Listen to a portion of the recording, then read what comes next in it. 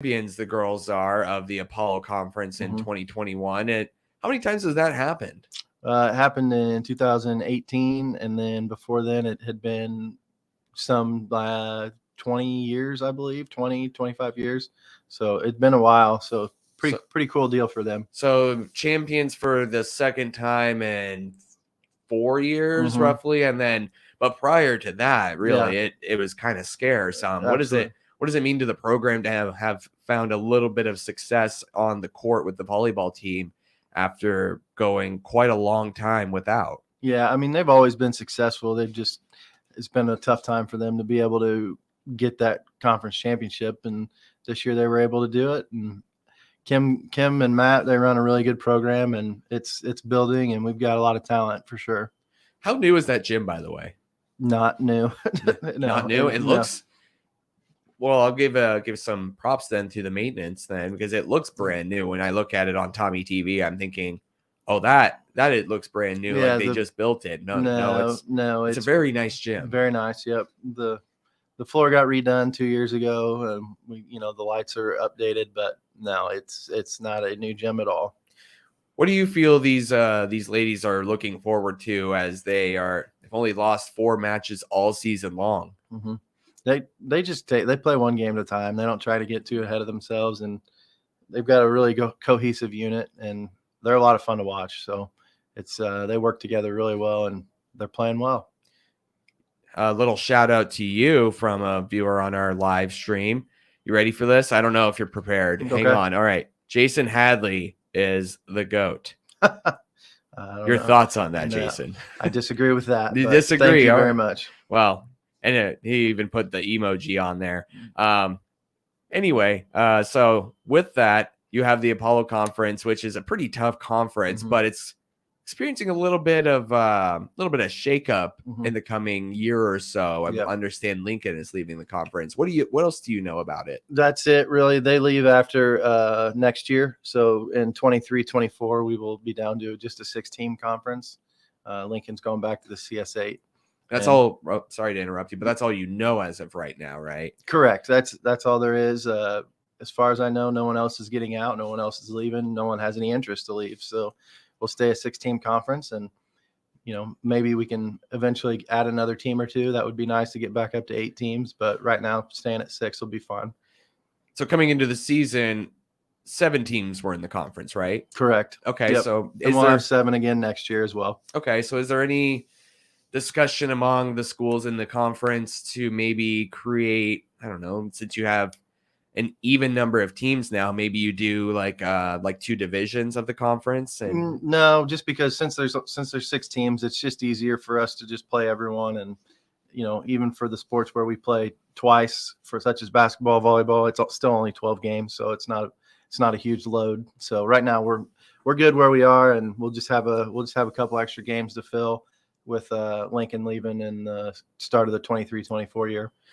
Now, I understand that's what you know, but have you heard any rumors in the future of there being any teams that added to the conference back up to 8, or maybe not even rumors, but what would you like to see happen? Yeah, I would love to get 2 more teams back up to 8. The only problem is that there's really our conference is so spread out that geographically there's not really any teams that make sense competitive wise or in terms of travel. So right now, like I said, we're at 6, and that'll be where it starts in 23-24, and we'll always continue to try to add teams, but we're also not going to make schools like Effingham and Mahomet travel 2.5-3 hours for a conference game. That's not fair to them. So so kind of you.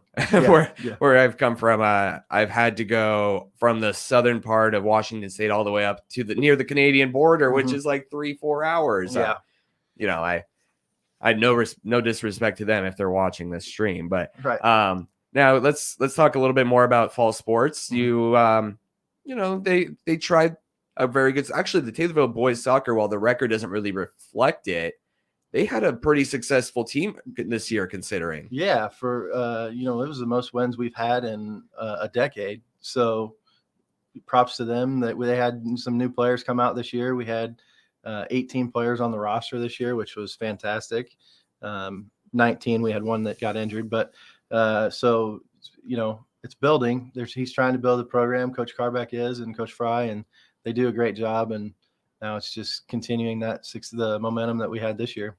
And with football, it felt like so many times, obviously you are not the coach, you're the athletic director, but it felt like so many times the team had an opportunity in most of the games they lost to take advantage of another team's mistake, and just couldn't quite do that. I feel like they're heading in the right direction, but just kind of fell up short coming up on the playoffs here starting this weekend. Yeah, the two games that stick out, Mattoon and Charleston, I feel like we were in those games, and a couple plays here or there go our way, and we end up winning those. But the Charleston game as well, I mean, we played that game essentially with 15 players. That was such a good game. We kind of got bit by the quarantine bug, the injury bug, and so the fact that we were able to play that game with so few of players and a lot of kids going both ways and playing special teams, it was pretty remarkable.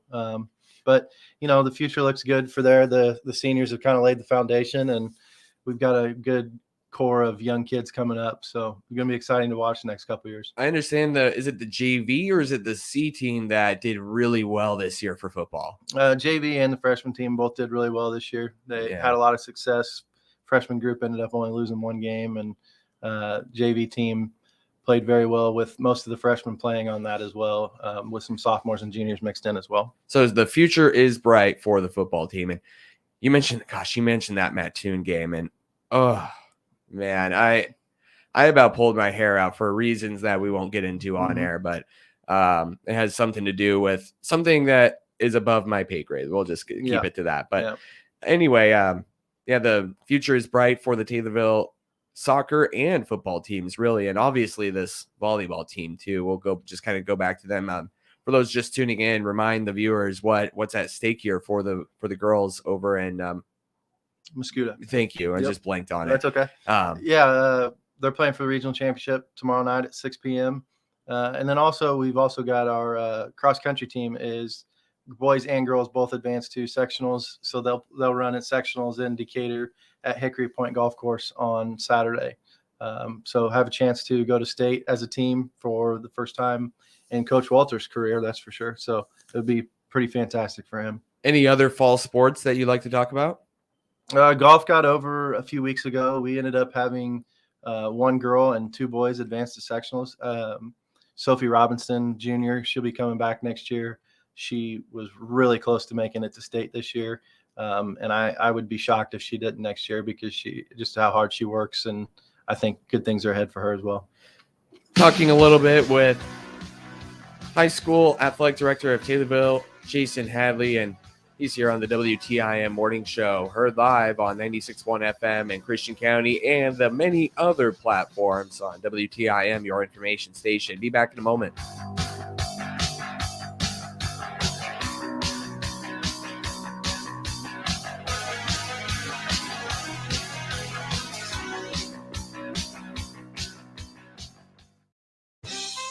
This is Kathleen Anderson with People's Bank and Trust, where customers have one consumer banker who knows them and provides the right financial services to achieve their financial goals. Your consumer banker is your single source for life's financial needs, from checking to consumer loans, from retirement accounts to mortgage loans, and everything in between. Call me at 888-PBT 1954. At People's Bank and Trust, we put people first. Member FDIC, Equal Housing Lender.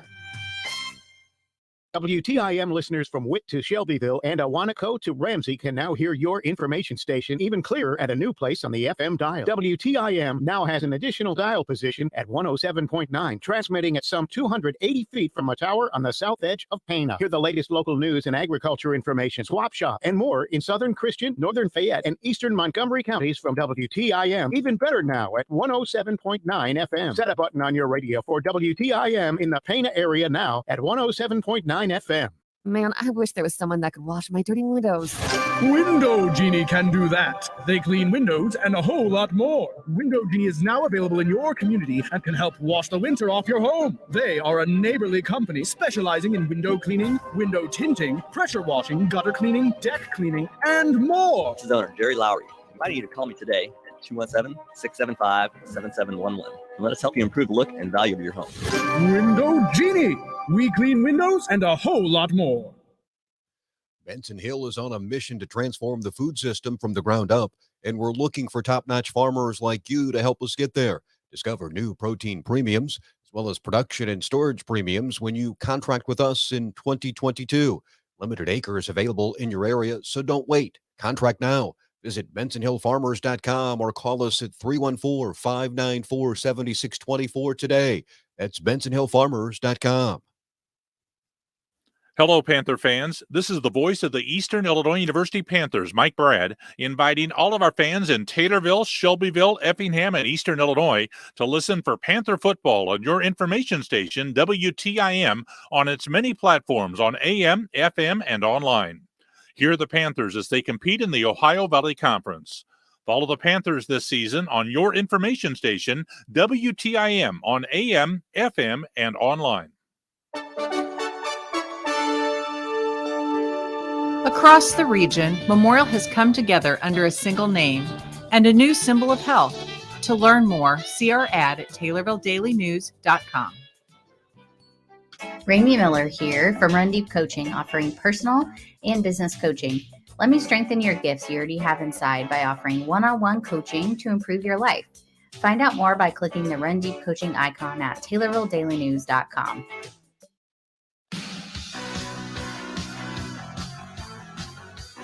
Welcome back to the WTIM Morning Show, heard live on 107.5 FM in Shelby County, across WTIM, your information station's many platforms, including streamed on the TaylorvilleDailyNews.com Facebook and WTIM TV YouTube. Your guest this morning, Taylorville High School Athletic Director Jason Hadley, and we talked a little bit about some of the fall sports, including the volleyball team and their success on the court this year. But now let's shift gears. The basketball season is coming up. I understand a lot of the girls on the volleyball court who are very athletic and very good are going to be playing basketball this year. And the expectations, there's a bit of buzz around the girls this year for basketball. Absolutely. The sophomore and freshman group, when they were in junior high, had a lot of success, and there's a lot of talent in those classes. And then you mix it in with the seniors and juniors, and there's a lot of upside coming for girls basketball, and it carries over from girls volleyball. We've got some really good athletes right now coming through Taylorville High School on the girls side for sure, and on the boys side. But the girls side is really showing with records and the success they've had.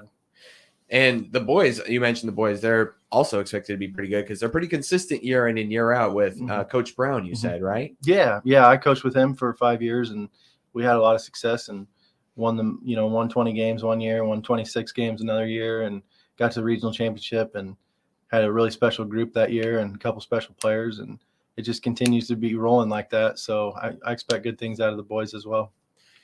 And something I wanted to ask you, you guys on the schedule have a trip to Indiana to play in a famous court. Is that still on deck? So we were supposed to play there. We were supposed to play there last year. Oh, yeah. And then obviously COVID hit, and so we weren't able to go. And it is not on the schedule right now for the gym, the Hoosier Gym.